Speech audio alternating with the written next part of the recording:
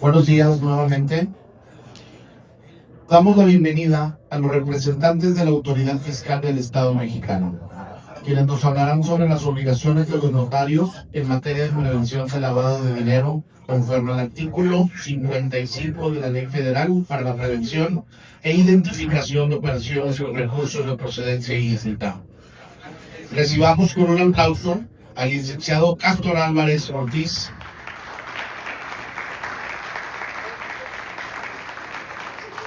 administrador central de asuntos jurídicos de actividades vulnerables del SAT, y al licenciado Edgar Antonio Aquiahuatl Simón, administrador de asuntos jurídicos de actividades vulnerables 1 y 2 del SAT.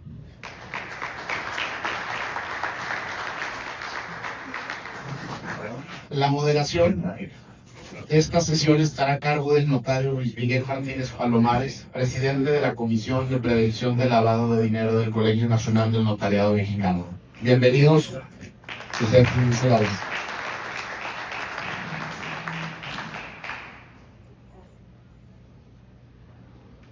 Buenos días a todos. Gusto de nuevo saludarlos esta mañana. Paco, reitero el agradecimiento de la invitación a exponer con los compañeros que vienen de la Ciudad de México. Llegaron el día de ayer, ya anoche.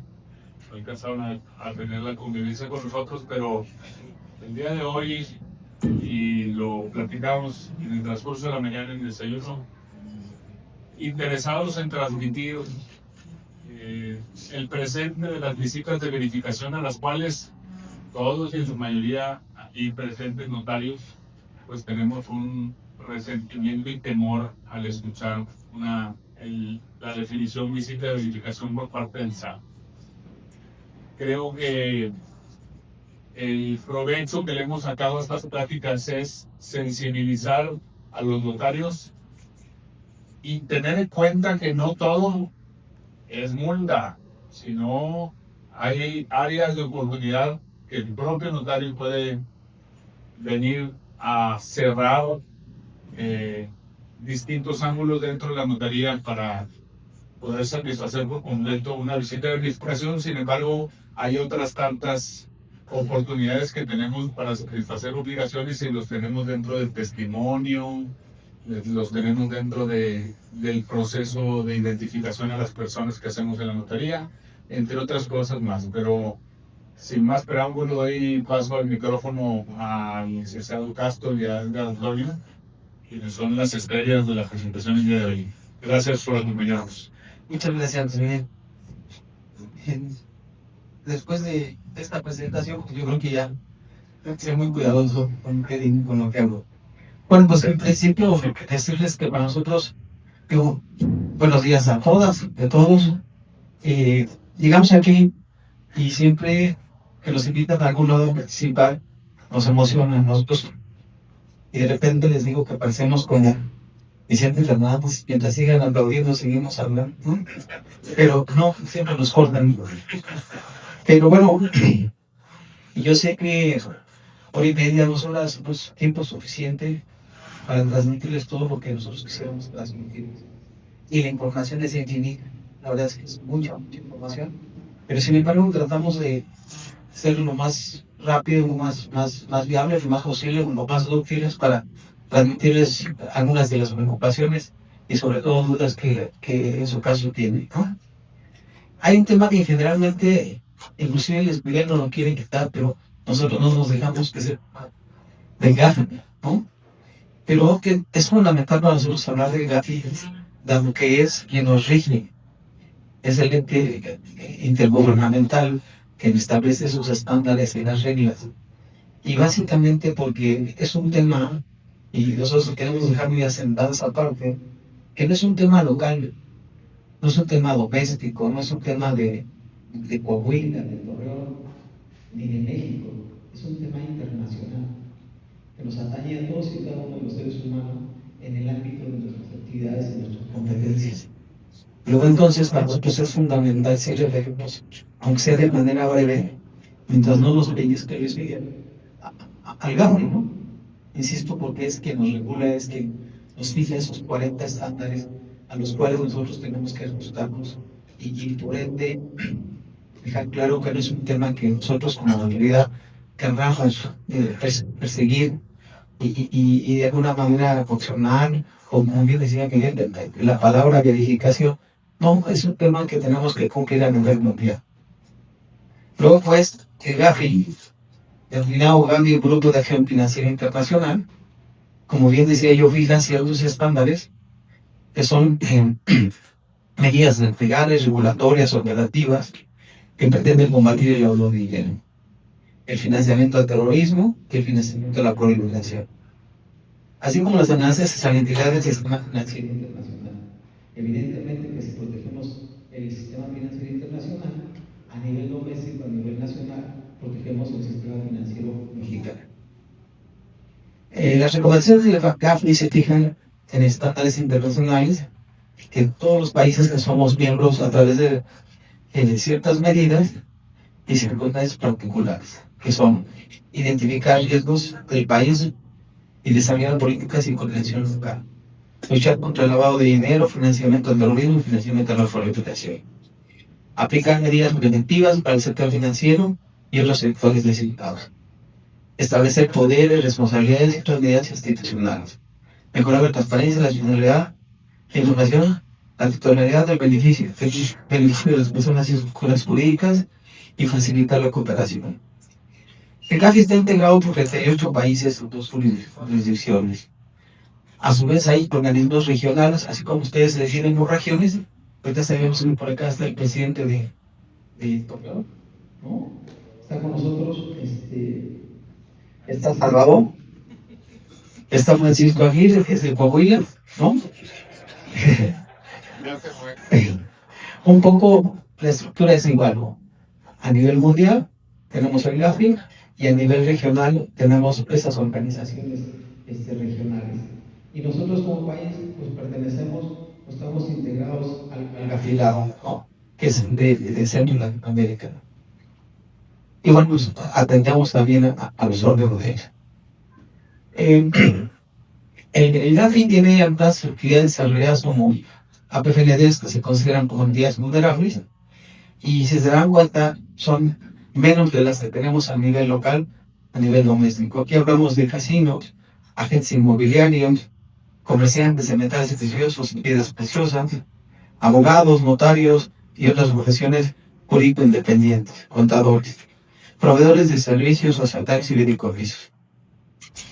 Esta es una materia nueva y su base la encuentra en la Ley Federal para la Regulación e Identificación de Operaciones con Recursos de Procedencia Ilícita, que data de 2012, se emitió en 2012, se publicó en 2013 y está vigente a partir de 2013. Y pues nosotros la denominamos de manera propia y rápida la ley gestión, porque está medio largo, pero sí se vale aprenderse el nombre, Ley Federal de Prevención e Identificación de Operaciones con Recursos de Procedencia Ilícita. Es muy importante desde el nombre de identificar que lo que se pretende, como su nombre lo dice, es identificar operaciones de riesgo. ¿Sí? ¿De riesgo de qué? De lavado de dinero. El objeto de la ley es proteger el sistema financiero y la economía nacional. Establecer medidas y procedimientos para prevenir y detectar actos y operaciones que involucren recursos de procedencia ilícita, a través de una coordinación interinstitucional que tengan como fines recabar elementos útiles para investigar y perseguir los delitos de operaciones con recursos de procedencia ilícita, los relacionados con esto, las estructuras financieras, las organizaciones delictivas y evitar el uso de recursos para su financiamiento. Vamos a, de manera reiterada, hablar de recursos de procedencia ilícita, ¿sí? Y vamos a hablar de cuestiones delictivas. Me gustaría un poco ahí detenerte, Castro, Sí. si puedas dar otra vez la... Fíjense que, al igual que nosotros tenemos obligados, estamos en la LFPRB, el notario, si se dan cuenta, hoy en día recaba elementos útiles para investigar y perseguir los delitos.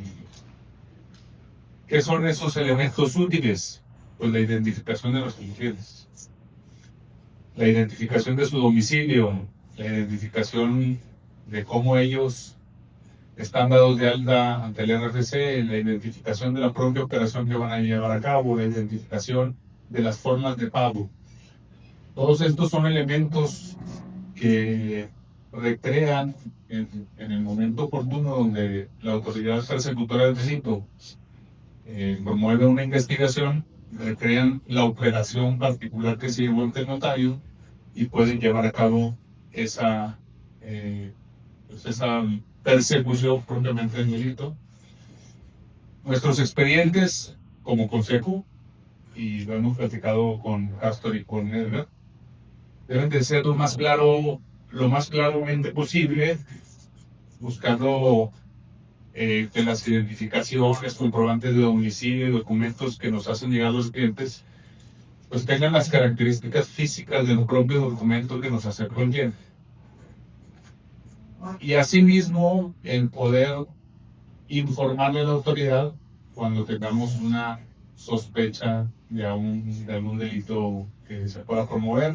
Hay hoy en día, y yo se los sugiero que vean el banco de elementos que detallan los avisos de 24 horas, en donde podamos identificar si algún cliente de nosotros tiene estas características para poder enviar este tipo de ROS, se le llama reporte de operaciones sospechosas. Y con ello, pues hacer estas tres características principales. Prevenir y detectar con un reporte de operación sospechosa y recabar elementos útiles puedan para investigar y perseguir los delitos, ¿no? Esa es básicamente nuestra función dentro, si se dan cuenta, de la recreación del expediente único y de la obtención de documentos que tenemos en él. Adelante. Gracias, muy bien. Esa parte que comentas, Miguel, es fundamental, ¿no? Tenemos que partir de la base de que hablamos de recursos de procedencia ilícita. Que al hablar de recursos de procedencia ilícita, estamos hablando que provienen de actos criminales, que provienen de la delincuencia organizada. Cuando hablamos de delincuencia organizada, de actos criminales, hablamos de trata de blanca, de pornografía infantil, de secuestro, de droga, recursos de procedencia ilícita. Y esa es la reflexión con la que tendríamos que partir todos.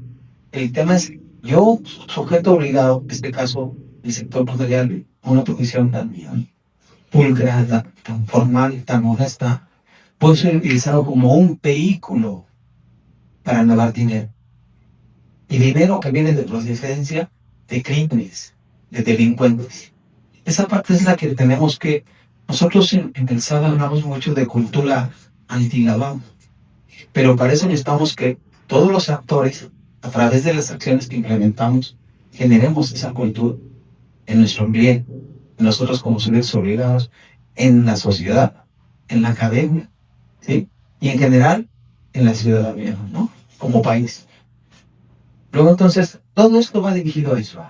Nosotros no debemos de perder de vista esa parte secuencial de delitos, ¿sí? Con recursos de procedencia ilícita. Lavar dinero. Ese dinero lo quiero lavar. ¿Cómo lo quiero lavar? Ingresándolo, ¿sí? Al sector financiero, a la economía del país. ¿De dónde provienen esos recursos? De estas acciones criminales y delincuenciales. No lo perdamos de vista. Sí, tocamos madera a todos, pero de alguna manera, como ciudadanos, como parte del país, vamos a ser sujetos de algunos de esos delitos. Cualquiera que se les ocurra. Pero si nosotros pensamos qué es la trata de blancas, si pensamos qué es la pornografía infantil, ¿sí?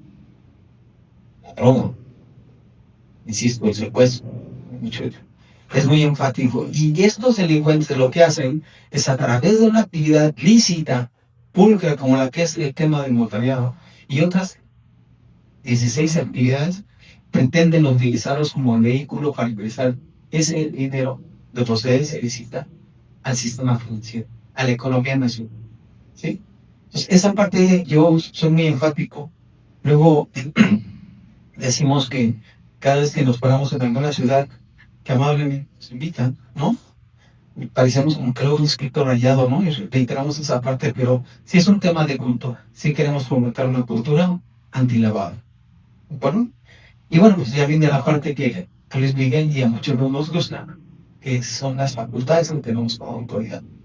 Y dentro de esas facultades, pues la carta Jorge es la facultad de verificación. Lo que comúnmente en materia fiscal llamamos una auditoría, ¿no? Una revisión.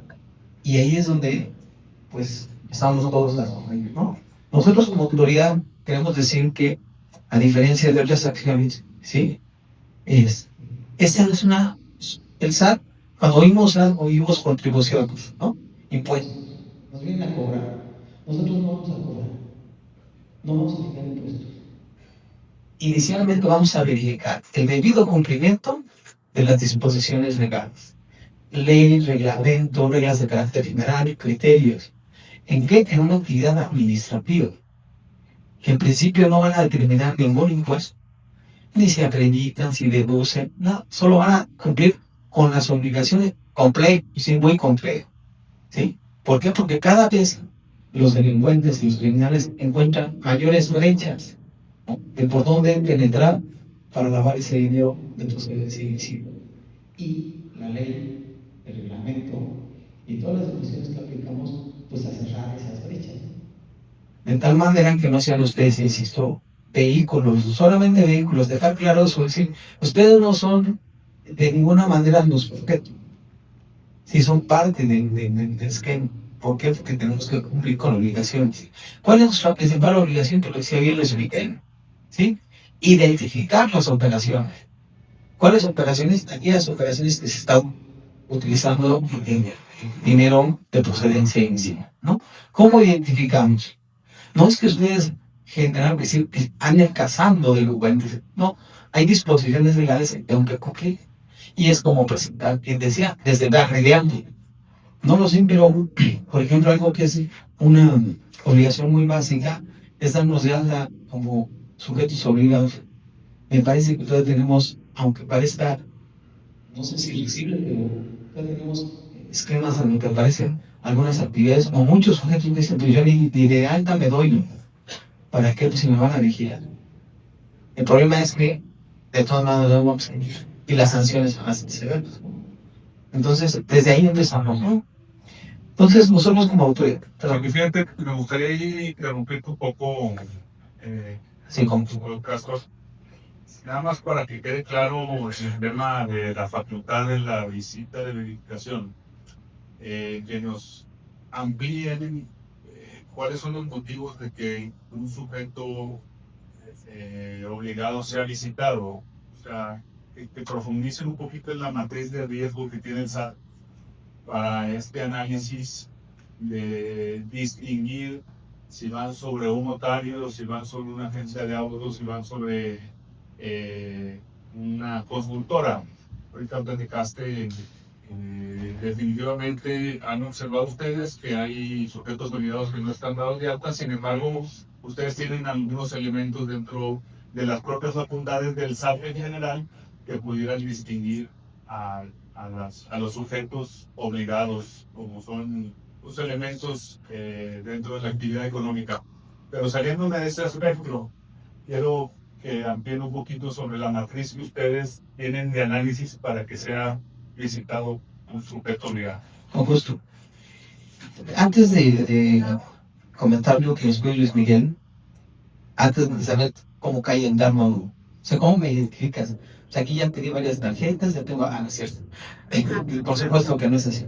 Pero brevemente les voy a decir de manera muy rápida cuáles son nuestras facultades y si quieres entramos al siguiente tema. Primero elaboramos un programa anual, ¿no?, de visitas de verificación y de requerimientos de información para todos los sujetos obligados. El que estamos hablando aquí de un solo sector, en realidad la ley habla de 16, de hoy 17 actividades vulnerables. Es decir, que los portadores, tenemos venta de alhajas, traslado de dinero, casinos, ¿no?, etcétera. Son 17 actividades distintas que nosotros verificamos, no solo es el sector de notarios. Entonces elaboramos un programa anual, ordenamos y damos visitas de verificación a través de la revisión. Y ponemos sanciones. Esa no le gusta a Luis Miguel, entonces que la rico rápido. Vigilar la presentación de los avisos, informes, dictámenes, auditorías, en temas de obligaciones y requerir información de documentación. Nosotros, como bien dice Luis Miguel, no es un tema de selección. Tenemos un padrón de casi 140,000 sujetos obligados. Nosotros nos tuvimos una plantilla máximo de 80 personas, 90 personas. No obstante ello, tenemos en cada institución desconcentrada del Estado, tenemos gente que realiza funciones de actividades moderadas y tenemos una administración especializada dentro del SAT. Pero si se sumaran todo eso para verificar a 140,000 sujetos obligados, pues es sumamente complejo. Pero además de ello, si nosotros decimos que queremos identificar operaciones con recursos de procedencia ilícita, eso nace desde nosotros. Ese espíritu y esa intención se crea desde que nosotros, de manera sistematizada, aprovechando los recursos tecnológicos y electrónicos, desarrollamos un modelo de riesgo. Ese modelo de riesgo contiene 250 variables, 50 variables que califican, 50, 200 y tantas informativas y 5, 6, 7 indicadores específicos. Y todo ese sistema electrónico que habla de miles, cientos de datos, en muchos casos hasta millones de datos, lo que hace el sistema electrónico, que es una maravilla, es con unas reglas de negocio determinar esos niveles de riesgo. ¿Quién, de qué sector, tiene mayor riesgo de ser utilizado para esos efectos? Y dicen, ¿de cómo lo hacen? Bueno, pues esos indicadores se refieren un poco a la mejor a la zona geográfica, ¿no? Es decir, no es lo mismo a la mejor Mérida que Culiacán, ¿no? O no es lo mismo la Ciudad de México que Morelos. La mera zona geográfica nos da un indicador y eso nos da un índice que se empieza a subir el parámetro. Tenemos que, aparte de la zona geográfica, el tipo de sujeto obligado, ¿no? Hay sujetos obligados que en su cumplimiento de obligaciones de carácter fiscal, pues tiene 10, que es como el niño, ¿no? Y eso nos genera que su calificación sea mayor o menor. Así tenemos presentación de declaraciones, tenemos inclusive en algunos casos la edad del sujeto obligado. La propia actividad determina una calificación de ese índice. Luego entonces, toda esa información de los 250 variables entran a una tina, a un tinaco, y hacen todo su juego y me pone qué sector es el de mayor riesgo. ¿De mayor riesgo de qué? Que realice operaciones con recursos de procedencia ilícita. Y luego de ese sector, me dice quién de ese sector, es decir, qué sujeto obligado tiene mayor riesgo. Y de ahí entonces nosotros determinamos a qué sujeto obligado vamos a verificar. Un poco se le llama buscar la puntería de identificar esas operaciones. Si es niño bueno, como decimos, si tiene su carta de cumplimiento, si paga sus impuestos de tiempo, si vive en Mérida, es decir, hay una serie de factores. No es que acá Castro Álvarez, pues se me ocurrió, oye, ¿qué voy a realizar? Pues votar IP, ¿no? No es la razón. ¿Sí? Hay un sistema debidamente automatizado, inteligente, que nos determina a qué es obligado y en qué orden nos voy a poder realizar. Gracias. Bueno, decíamos entonces,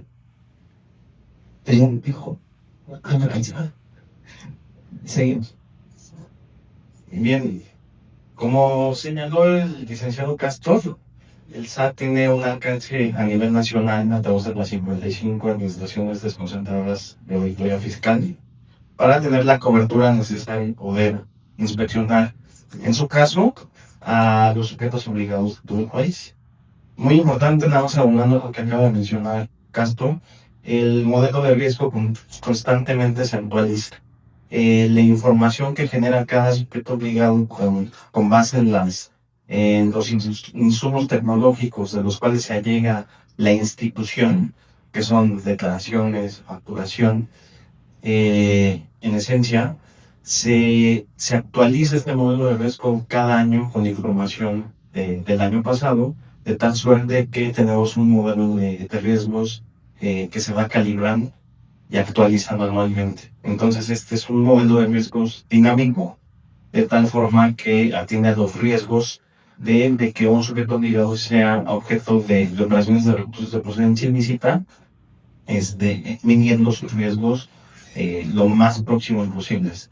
Y este modelo de riesgos tiene la capacidad de detectar amenazas alineadas a la Evaluación Nacional de Riesgos, como son actos de corrupción, de delincuencia organizada, en materia de empresas fachadas, riesgos, etcétera, ¿no? Entonces, el modelo de riesgos es un instrumento bastante poderoso, el cual parte de la información a la cual se llega el SAT y que todos sabemos los alcances que tiene la institución en temas de insumos tecnológicos y propiamente de detección de información de cada sujeto obligado.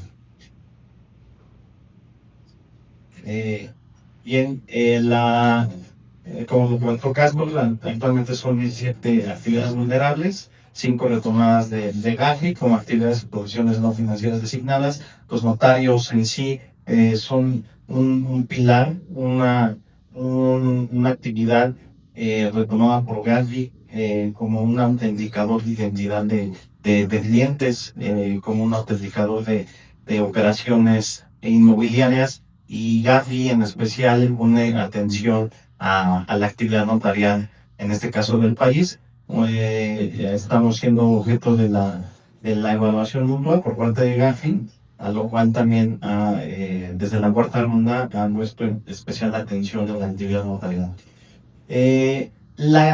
La fe pública actualmente en México, compuesta también por corredores públicos, ha sido, al igual que todos los sectores de actividades vulnerables, dictaminada en cuanto a los riesgos que tiene de ser objeto de lavado de dinero en el país. En México se han hecho 3 ejercicios de evaluación nacional de riesgos en 2016, 2020 y 2023. En las dos más recientes, el sector notarial ha salido en la aplicación de una matriz de riesgos que diseñó la UIF, con un riesgo de ser objeto de lavado de dinero medio en 2020 y en 2023. En 2026, las autoridades que componemos el Sistema Nacional Anti-Lavado de Dinero vamos a iniciar los trabajos de la elaboración de una nueva evaluación nacional de riesgos,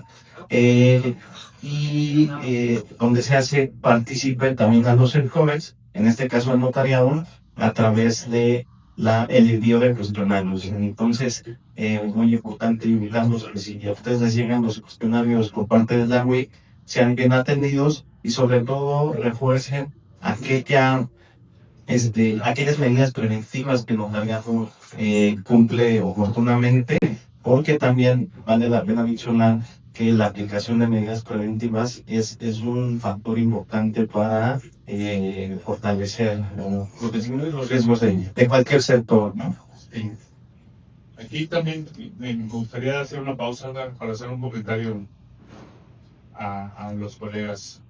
Hay una evaluación que se nos manda a través del portal de prevención de lavado de dinero, en donde se le pregunta al notario si reconoce sus riesgos y sobre todo si hay algún riesgo dentro del catálogo que permanentemente está en mi portal y declarador de los reportes de operaciones, que podamos adicionar como una acción en donde podamos identificar que los clientes usuarios están intentando o llevando a cabo alguna labor para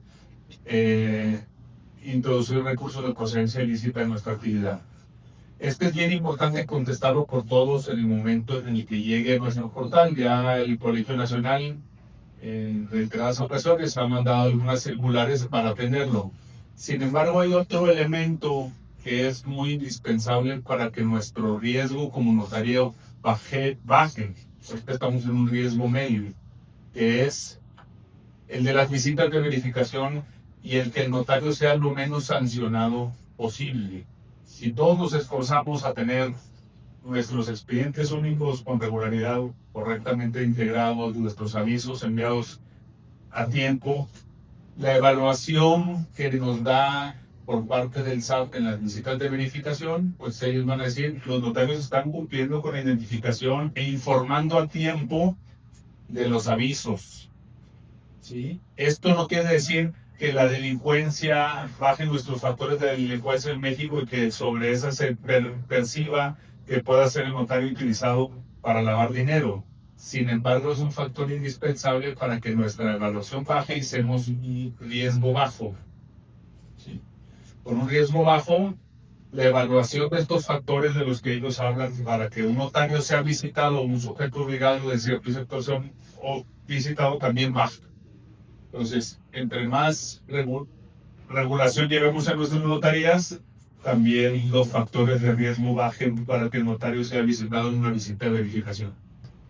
Sí, perdón que también acá.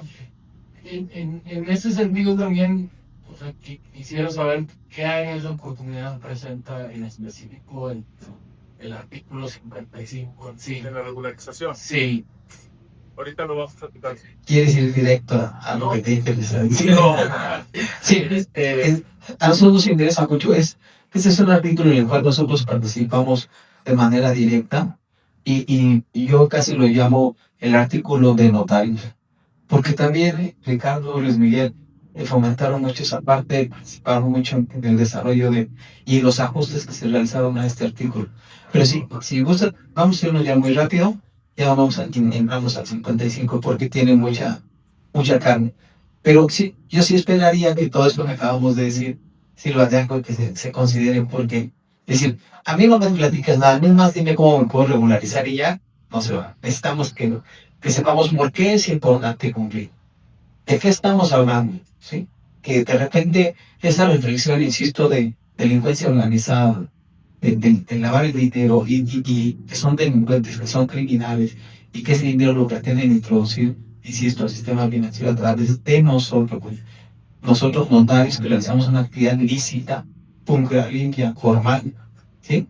Y nos pretenden utilizar, ser un vehículo para ello, ¿no? Pero entramos rápidamente. Nada más quisiera un poco por el tema de, también todos decimos, sí, a mí me van a verificar y cuándo me van a verificar o por qué me van a verificar. Decir que el padrón, en el padrón que nosotros tenemos a 5.379 notarios. Sabemos que son más. Entonces, desde ahí nos preocupa, porque entonces el momento de una cultura antilavado nos está fallando. Porque hay notarios que parece que no aparecen en nuestro padrón, o por lo menos no se han dado de alta. No. Si ustedes se dan cuenta, en esta lámina, el porcentaje proporcional respecto al monto total de sujetos obligados, pues es una cantidad a lo mejor mínima, diría, ¿no? Estamos hablando del 4.47% de la totalidad del padrón, ¿sí? Sin embargo, okay, ¿ya? Bueno, vamos a entrar, parece importante que tomen leyenda todo esto, ¿sí? Para nosotros será muy fácil llegar y hablar del artículo 55 o exclusivamente de lo que ustedes quieren escuchar y sería extraordinario, ¿no? Pero sí queremos dar un panorama.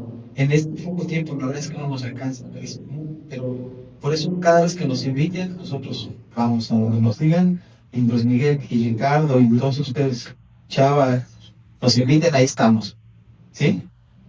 Brevemente, obligaciones de los sujetos obligados, acta y registro, identificar y conocer directamente a sus clientes, si hay una relación de negocio, recabar información de la actividad urgente, identificar al beneficiario controlador, custodiar y proteger, resguardar y evitar el ocultamiento de información, contar un documento que contenga sus elementos internos, facilitar las visitas de verificación.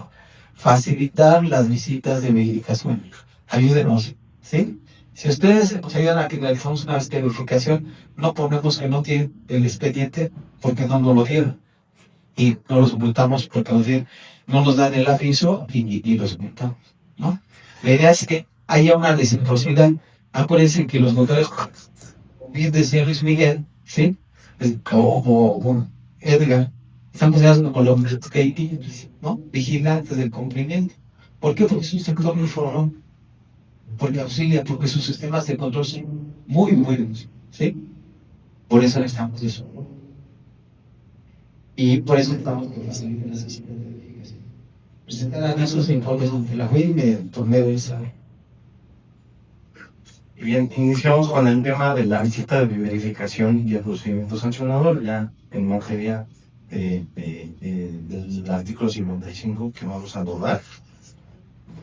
Brevemente señalamos el procedimiento, que es un procedimiento regulado por la LFPORPI, con base en la reforma, que le da el carácter de que la LFPORPI es el instrumento político base del procedimiento de verificación y de manera supletoria la Ley Federal de Procedimiento Administrativo.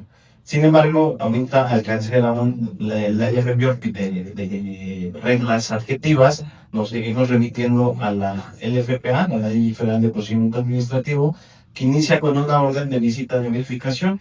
Una vez que nosotros aplicamos el modelo de riesgos, detectamos los sujetos obligados de mayor riesgo, que pueden ser casinos, notarios, etcétera, y se le notifican físicamente una orden de verificación.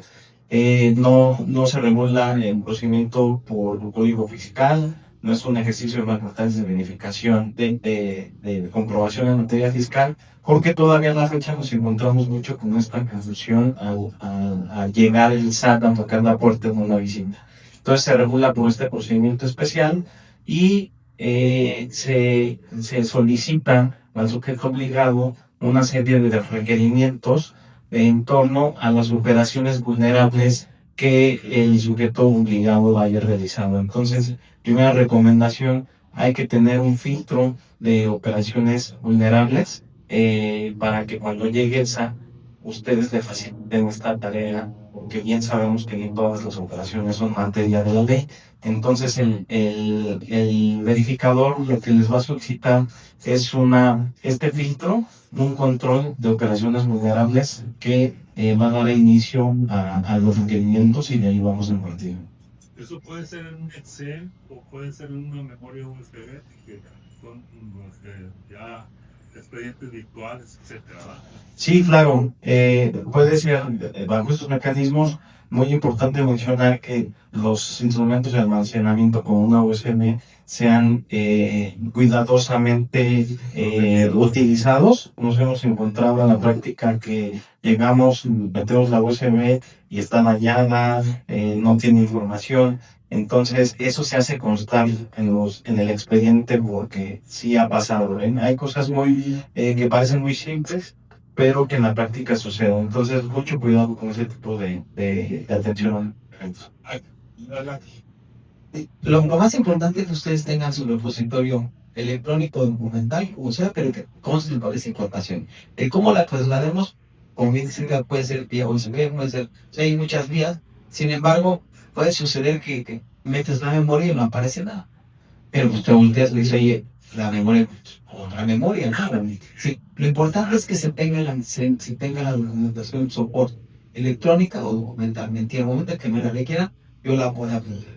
Pero sí nos ha tocado mucho, que luego ya no sabemos cómo, en materia de se hace mucho, pues ahí te van USB, dan tus pruebas, y de repente no sabemos si, no lo creo de los notarios, claro, pero si fue mañosamente un USB que no funciona, o simplemente si es un USB que salió dañado.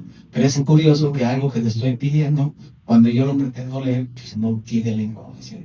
Pero es importante a lo mejor nada más recalcar que podemos tener información en la nube, pero también es importante tener un respaldo en la oficina a disposición de...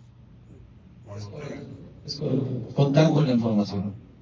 Ahorita un punto que hizo y comentó Edgar es creo que el punto más importante es partir de dentro de los requerimientos que hace la autoridad, solicita una lista exclusiva de actividades vulnerables. Dicha lista exclusiva es independiente del protocolo. En nuestro protocolo tenemos otras operaciones, otros actos que no forman parte de las actividades vulnerables. Si hacemos esa distinción, ya empezamos a trabajar nosotros en un ordenamiento práctico, primero, para satisfacer la primera necesidad de la lista exclusiva que ellos requieren. Y segundo, reconocer nuestras actividades vulnerables. Eso también es muy importante. Nosotros y nuestro personal sepa puntualmente cuál es la distinción entre todos los actos jurídicos que digamos en notaría y cuáles son las listas o cuáles son los actos jurídicos vulnerables o operaciones vulnerables que debemos entregar en los periodos que ellos solicitan. ¿Sí? Otro punto importante que les quiero hacer mención, y creo que ahorita me va a abordar a ello, nos solicitan expedientes únicos, y nos solicitan avisos, y nos solicitan las constancias del beneficiario controlador, así como la identificación hoy en día del beneficiario controlador de las personas morales. Ojo, ¿sí? De estos documentos que debemos de tener en resguardo, pueden ser físicos o electrónicos, como ya se mencionó. Nos los solicitan en ocasiones por un periodo de un año, ¿sí? Como por periodos de 6 meses o exclusivamente de algunos meses. Eso no quiere decir que puedan ellos abordar todo el año completo de una revisión de nuestras actividades. Sin embargo, a solicitud de ellos tendríamos que entregar la visita de verificación si lleva in situ, hoy en día las que se han practicado, que son las que llegan a la oficina, a donde nos dimos de alta como sujetos obligados en el portal de prevención y con la dirección en la cual nos dimos de alta. Tienen ellos una facultad adicional, hoy en día, a partir de la reforma del reglamento, en donde, si no estamos en ese domicilio, visitarán el domicilio en donde nos hayamos dado de alta para el tema fiscal, que está en la constancia de situación fiscal. Entonces, ojo, hay varias ya prácticas de visitas de verificación. Esta que estamos hablando es la de in situ, pero también ellos ya hoy en día, con la reforma del reglamento, pueden solicitarnos mediante oficio electrónico, ¿sí lo entiendo? También llevar a cabo una visita de verificación. Ya se verá la modalidad de cómo se lee esto, si es a través del buzón tributario o es a través del correo en el que dimos de alta nuestras actividades vulnerables también dentro del portal. Pero eso es a grandes rasgos lo que hoy cambió, pero lo que se sigue practicando es la visita hasta el día de hoy in situ. Y nada más aunar lo que dice Luis Miguel. El reglamento viene a reforzar pues, las facultades de verificación. Entonces, la normatividad nos estaba alcanzando para practicar visitas in situ. Como muy bien dice Luis Miguel, y me parece muy oportuno el comentario, con la reforma se van a poder practicar requerimientos vía electrónica y vendrán las reglas de carácter general a definir cómo será el medio para hacer requerimientos puntuales sobre algunas operaciones en particular, pero ya vendrán las reglas de carácter general a definirlo. Y queremos puntualizar que esto es también a una observancia desde la evaluación mutua de Gafi, de la cuarta ronda. Entonces, el mismo ente intergubernamental internacional está requiriendo al país fortalecer estos alcances de supervisión. Y propiamente dicho, bueno, se levanta un acta de hechos. Los expedientes únicos de integración, muy importante tenerlos bien integrados conforme a los anexos aplicables. Si no están bien integrados, tenemos el criterio de que no es oportuno hacer aportar información después del expediente de integración, porque partimos de la lógica que conforme la normatividad de este expediente debe ser integrado previa o durante la operación, de tal manera que si no está integrado en ese momento, salvo algunas situaciones especiales de ya cada situación concreta, ya meritaría alguna sanción. ¿Por qué? Porque el expediente único de integración es uno de los pilares propiamente de la prevención de la UDM. Si no identificamos adecuadamente a ustedes a su cliente, por ejemplo, no estarían en la actitud correcta de presentar un reporte de operaciones sospechosas. Esa es la lógica de que al momento de iniciar una visita se debe de aportar debidamente integrados los expedientes únicos de integración y las constancias del beneficiario controlado. Se levanta el acta circunstancial de hechos durante la visita de verificación y se da un periodo probatorio de 5 días nos adelantamos un poco. En este periodo probatorio de 5 días a que hace alusión el artículo 68 de la Ley Federal de Procedimiento Administrativo, es el momento oportuno donde se debe de hacer el conocimiento al SAT, a la autoridad que les está haciendo la verificación, que ustedes se acogieron al artículo 55 de la LFBIORC.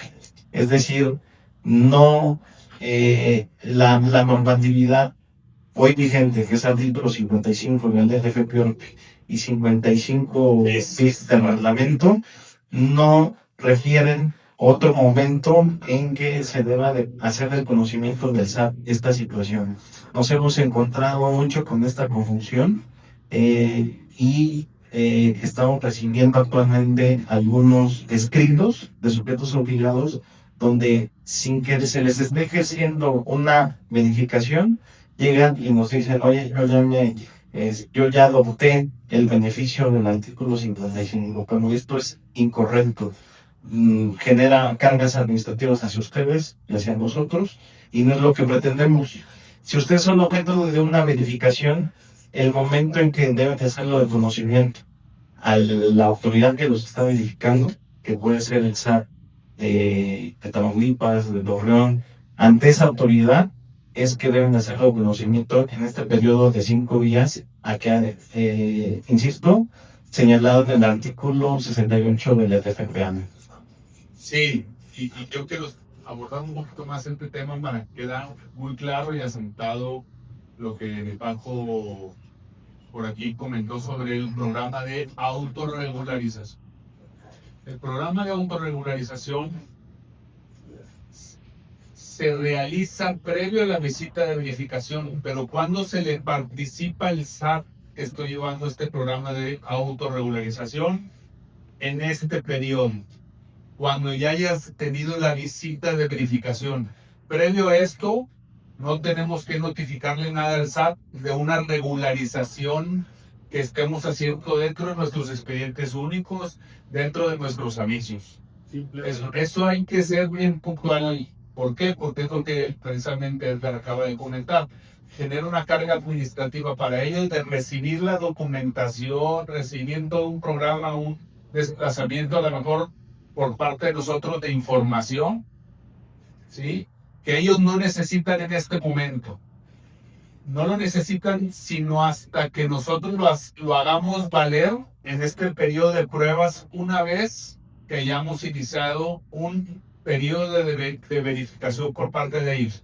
Si nosotros no somos verificados en ningún momento, no tenemos que andarle manifestando nada al Papa ni al arzobispo irles a confesar nada. Eso es lo que voy. Nomás para que quede bien claro, ahora sí lo entendí. O sea, simplemente autoaudítate de julio para atrás 5 años y de julio para acá todas las operaciones. Y si detectas que no presentaste un aviso, presenta. Si detectas que tienes mal integrado un expediente, intégralo. Simplemente sin avisar. Sin avisarle a nadie. Sin avisarle a nadie. Hay dos características fundamentales en materia de autorregulación. Yo sé que todos queremos entrar de lleno al tema de autorregulación, pero ahorita hizo mención y Edgar, porque en esta etapa, que es el procedimiento administrativo de verificación y el procedimiento sancionador, ¿en qué momento debo de autorregularizar? ¿En qué momento debo de autorregularizar? Hoy debo de pedirle a mi sujeto que está encargado de cumplir las obligaciones en materia de lavado de dinero, a mi área, si tengo a alguien designado, revisa mi convocación. En dónde hemos cumplido y en dónde no hemos cumplido, en dónde tengo una falta, y entonces en este momento me regularizo. ¿Y cuál es la parte fundamental? Previo a que me realicen facultades de verificación. Si yo hago esa autorregulación, si yo hago esa autoauditoría, autorrevisión, y me regularizo, me voy a evitar problemas en un futuro. Pero antes de que, esa es la condición fundamental, previo a que inicie sus facultades de verificación. Si la autoridad inicia facultades de verificación y yo me corrijo mañana, chao. Si tengo una sanción, me la van a ocultar. Por eso es, ¿cuánto tiempo tengo? Todo, hasta en tanto no verifico. Puede ser mañana, que puede ser en un mes, que puede ser en un año, o puede ser que no me verifiquen en cierta cantidad de años. Esa parte está clara, ¿no? A ver, una duda. ¿Cómo lo puedo explicar? Tú lees, o sea, al momento de que tú te no, al momento que tú te autorregulas, das el aviso sin haber iniciado ningún procedimiento, como estamos comentando hoy, lo informas en un aviso que yo ya diría ya extemporáneo, no prende las alertas del sistema para que tú puedas ser sujeto de revisión el día de mañana. Por supuesto que no. Acuérdense que hablamos de un modelo de riesgo. Nosotros como autoridad lo que estamos pretendiendo es fomentar el cumplimiento de las obligaciones. Que los actores principales, que son los sujetos obligados, cumplan con sus obligaciones. Identificación de operaciones de riesgo en tiempo. Recuerden, esta actividad habla de temporalidad. Entre mayor tiempo y forma que exista, más seguridad tenemos de que no se está realizando operaciones de lavado de dinero. Eso es fundamental. Entonces, no es que si tú mañana, el servicio regularizar, mañana le caigo, no. Es decir, yo ya tengo, como les dije, un modelo de riesgo que tiene muchos factores, N cantidad de factores que a lo mejor Chava está en el último lugar de los que voy a verificar. Y si tengo que verificar 140 mil, imagínense cuándo lo voy a hacer. Pero, es decir, no es un detonante, al contrario. Precisamente cuando nosotros, en estas pláticas, nosotros queremos ver varias cosas. Cuando llegamos a silencio, que la gente se regula, que la gente se desvía, que la gente visite el domicilio, que vean las preguntas frecuentes, que, ¿por qué no? Generen una consulta ante la juez de ciertas circunstancias, que queremos generar esa efervescencia de tal manera que todos los jueces sí pretendan cumplir con sus obligaciones en tiempo y forma. Fíjate que la autorregularización, Chava, genera una conciencia, ¿sí?, de ordenamiento y romper un paradigma que de aquí en adelante estaré cumpliendo constantemente con las obligaciones que dejé observar antes y que ahora observo y me regularizo. Así que si tú partes de una regularización de 5 años para atrás, pero dentro de 2 meses dejaste otra vez de mandar un aviso, lo metes al programa, sí, mándalo de nuevo, mándale este aviso que no mandaste a lo mejor de los próximos 2 meses, señálalo. Mi sugerencia es señalar todas las obligaciones que habías dejado de cumplir y que mandaste hoy a cumplimiento autorregulatorio, ¿sí? Y espera a ver si nos llega una visita. Si no nos llega una visita, pues tú ya estás constantemente entrando en este orden de cumplimiento normativo. Ahí había una pregunta. Señor. Ahora les voy a quitar la palabra a todos. Permítame, señor. Nada más, ya ven que ya están, les decía que no nos alcanza el tiempo, pero rápidamente decirles, para entrar al tema del 55, si quieres ya nos quedamos todo el día hablando del 55. El tema es, hay un procedimiento administrativo de verificación y un procedimiento sancionado. Hay tiempos para regularizarse, hay tiempos para aportar información. Y de ahí llegamos al tema que no nadie decide escuchar, que es el tema de las sanciones administrativas. ¿Sí? Hablamos de sanciones administrativas desde 200 sumas hasta 2,000 lumas, ¿no? Que estamos hablando de 23,000 hasta 234,000 pesos.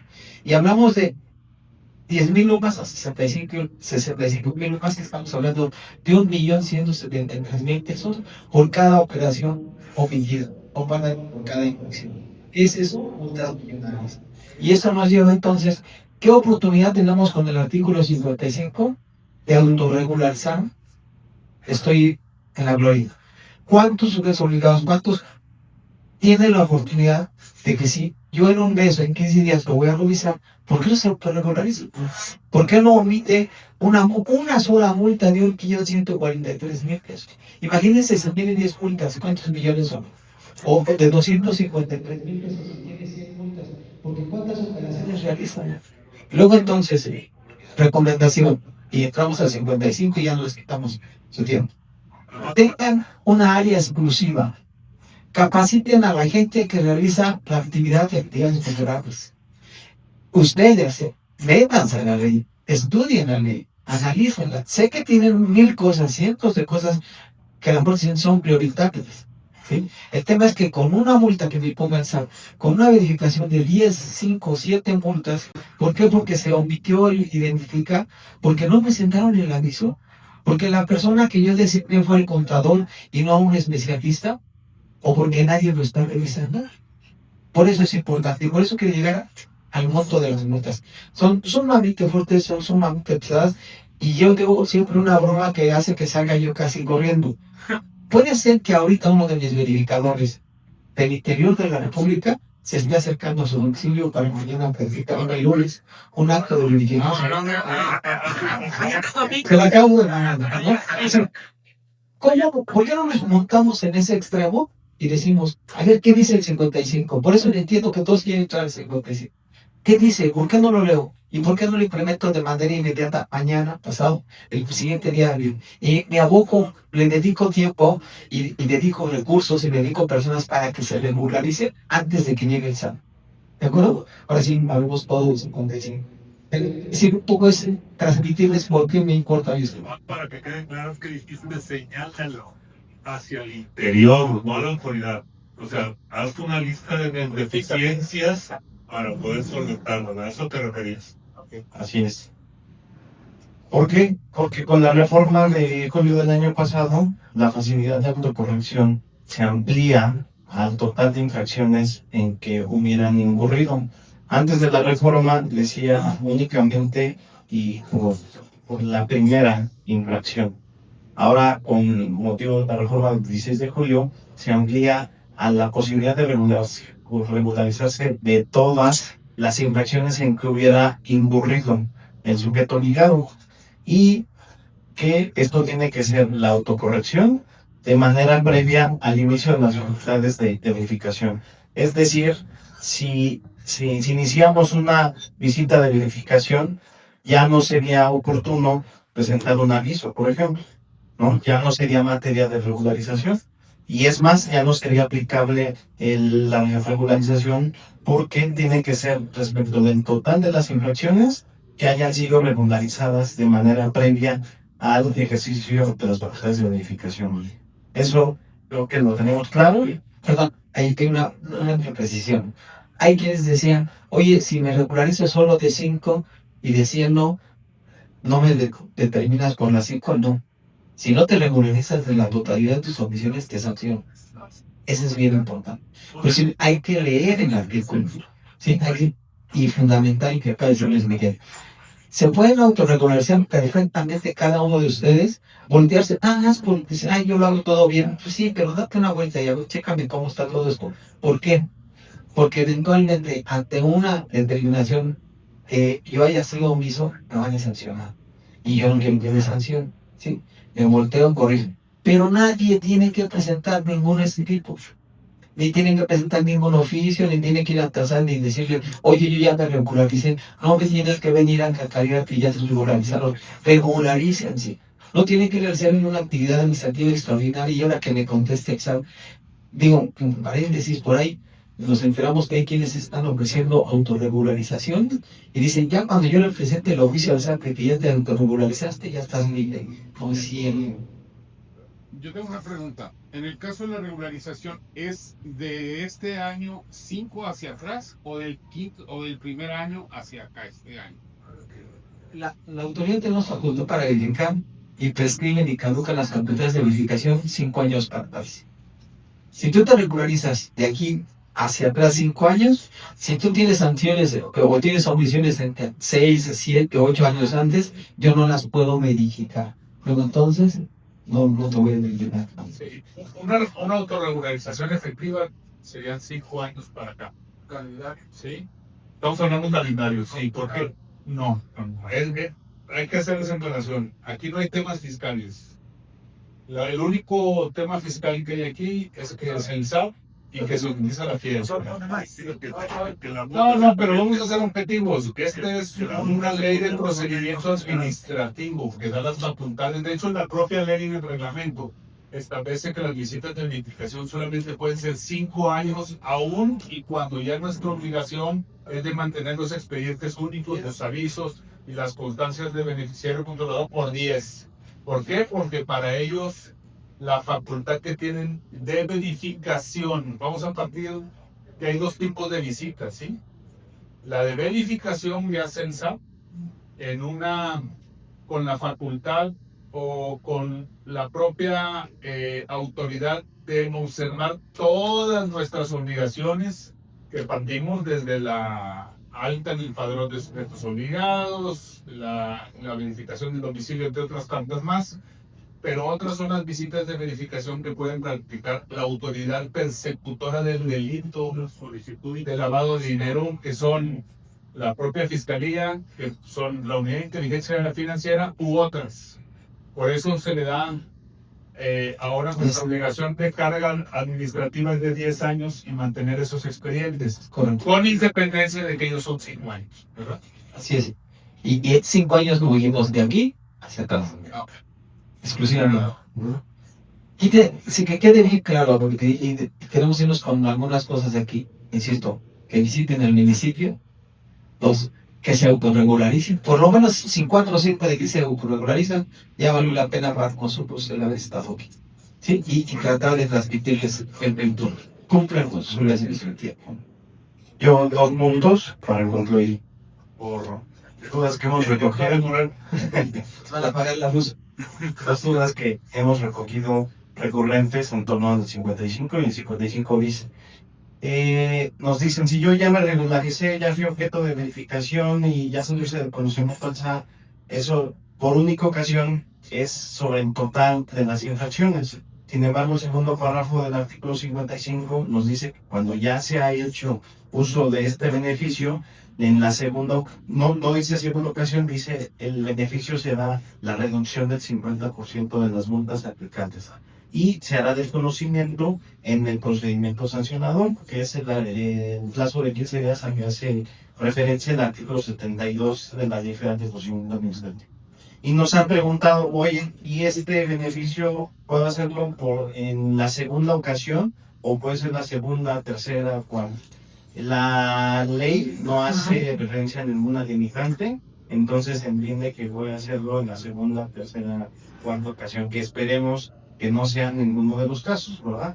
O sea, a lo que va a ver es borrón y cuenta nueva la primera visita de verificación que ellos hagan y que tú te autorregularices por los últimos 5 años. Oye, me tocó no la suerte, los 255 factores que ellos tienen para un análisis de riesgo, te llegaron a visitar de nuevo, ¿sí? ¿Puedo hacer el uso del 55? Sí. La mitad de aquellas observaciones o posibles multas.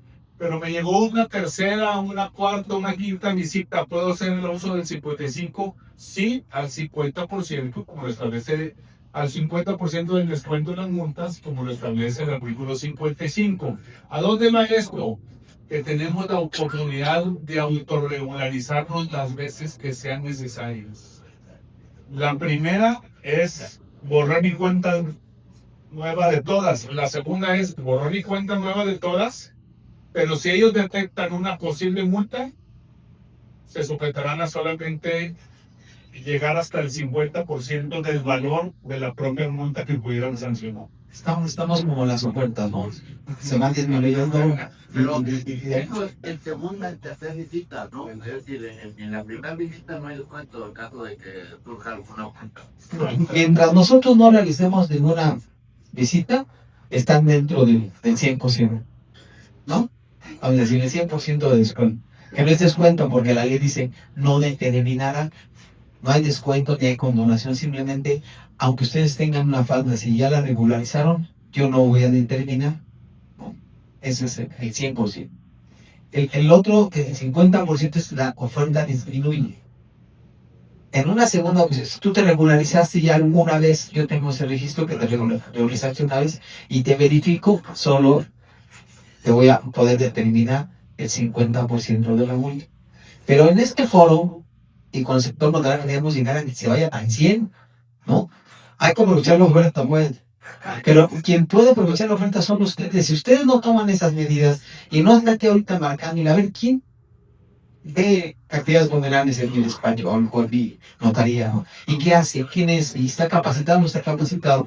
A ver, quiero un reporte, es decir, hay que tomar las vías en este momento, ¿sí? ¿Para qué? Para que el tenido diga, ah, es cierto, es funcionario del SAT me puso el dedo, no le puso el dedo a nadie. Están en tiempo y forma para hacerlo, ¿de acuerdo? Solo aprovechenlo. Ahora, fundamental. Sí, perdón. Ya, te digo que siempre nos terminan a mentar. Ay, sí. No, de veras crean, por eso decía lo de Fernández. Nosotros, si nos dieran tiempo, podríamos tener. Es mucha información, mucha información. Si ahorita hay como 50 láminas me nos faltan, ¿no? Pero entiendo que estamos tocando lo que a ustedes les interesa. Y si yo pongo a hablar de sanciones, lo van a decir, bueno, pues fundamental. Sí, sanciones, cómo lo omito? Con los 55. ¿Me voy a ajustar? ¿Lo voy a hacer? Sí, hay que hacerlo. Un último punto del 55 también nos han dicho, el último párrafo del 55 bis dice que la regularización tiene que cumplir lo previsto en las reglas de carácter general. Entonces, hasta entonces me puedo regularizar. No, la ley ya es vigente, el artículo 55 es vigente y ya claramente establecen las reglas de cómo aplicar el beneficio. Se introdujo este último párrafo para efectos de algún requisito adicional que pudiéramos proponer, ahora les decía en las reglas de carácter general, pero la regularización la pueden hacer ya. O sea, importantísimo. 16 de julio de 2025 para acá, ya partimos cuánto tiempo, casi un año sin regularizar. Hay que regularizar. Insisto, hay que leer bien el artículo. Pongan a sus abogados, ustedes son abogados y tienen gente muy preparada dentro de su organización. Lee bien el artículo y dime cómo me tengo que regularizar. ¿Para qué? Para que el día de mañana que venga a pensar que esa es la premisa. Mientras no inicie verificaciones, mientras no me revise, yo puedo estar al 100. ¿Sí? Ya se acabó el tiempo. Bueno, pues ya nada más es el comercial. Cuando nos quieran invitar, con todo gusto, cuando nos quieran invitar, con todo gusto, la verdad es que nos falta tiempo. Nosotros nos emocionamos, si se dan cuenta, a lo mejor somos fanáticos de nuestro trabajo. Somos SAT, sí tenemos los colores azules, pero no somos impuestos, no somos contribuciones. Es un tema administrativo. Y tenemos medios de contacto, tenemos el gobierno del municipio, tenemos el Marcasat, consultas, información. Les pedimos el favor, si ustedes no lo van a hacer, den la instrucción. Yo me voy a dar cuenta con todos los que estuvieron aquí, a ver cuántos entraron al municipio. El lunes, o sea, ¿quién entró al municipio? De hecho, ya les dije la lista de quiénes ya, entonces, ¿quién entró al municipio? ¿Quién vio las preguntas frecuentes? Tenemos un podcast por cada actividad vulnerable, obviamente a ustedes les interesa, ¿sí? Tenemos RID, ¿sí? Les hemos mandado cartas de invitación, les hemos mandado cartas de invitación, vía buzón, vía correo electrónico, les hemos mandado llamadas telefónicas, ¿sí? Estamos celebrando reuniones con los sectores obligados del auditorio del SAT. Bueno, es la hora de los comerciales, pero estamos muy interesados, ¿sí? Nosotros estamos muy interesados y somos los verificadores. Cualquiera diría, no queremos molestarlos. Yo no vendría a meter el 55 a decirles, hay un artículo que les hace que yo no les imponga una sanción, si lo que yo estoy buscando es recaudación. Si le pongo una multa de 700 millones a alguien, es recaudación. No es mi función. No pretendo multar. Pretendo generar esa cultura antilavado. Con ustedes, con los sujetos obligados, con los clientes, ¿sí? Y con todos los actores. Academia y todos los demás. Pero quédense con esa conciencia. Pero si ustedes no se ayudan y no utilizan sus recursos para esos efectos, están ustedes. Porque si van a decir, dijo que no nos quería multar y me están metiendo una multa de 50 millones. ¿Ya? Mi facultad y mi obligación, en calle, a nivel mundial, me están pidiendo que los revisen. No a ustedes, a todos los sectores. ¿Sí? Entren a las páginas, si quieren, nos pueden mandar un saludo, lo que gusten. Pero lo más importante es que la gente que trabaja con ustedes, la gente que está en estas actividades, lo conoce. Ya cuando se paró Chava ya se tira presión. No, yo quisiera concluir con un punto interesante. El decreto del Colegio Nacional, y aquí no me puede dejar mentir Castro y Edgar, trabajamos mucho en insistir, y fueron jornadas completas en insistir el tema del artículo 55. Es un artículo que al notariado le costó convencer al escriturar de la Unidad de Inteligencia Financiera y a todo el grupo que estaba promoviendo el articulado en su momento, a la nueva gente de la unidad, y sobre todo trabajamos en conjunto con ellos, o sea, con Castor y con Edgar, en que quedara el artículo 55 para todos los sujetos obligados, no solamente a los notarios.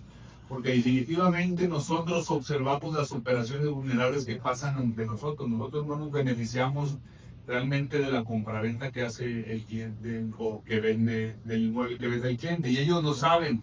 Y fue una de las impulsos que nos trajo al Colegio Nacional, y dirigido por Ricardo Vargas en su momento y un servidor, insistir en que se promoviera el artículo 55 de la autorregularización. Ya lo tenemos. Ahora utilizaría, ¿verdad? Decía yo que es el artículo 55 de notarios. Es correcto que Luis Miguel y Ricardo tienen gran parte de función de esto, pero a nosotros nos interesa mucho. Y si no queremos sancionar nada, nos interesa que se cumpla, nos interesa que sean los gatekeepers, que sean los vigilantes y guardianes en la actividad de ustedes de desarrollo. ¿Sí? Qué pena, discúlpenos, nos falta tiempo, pero estamos a las horas. Perdón, chaval.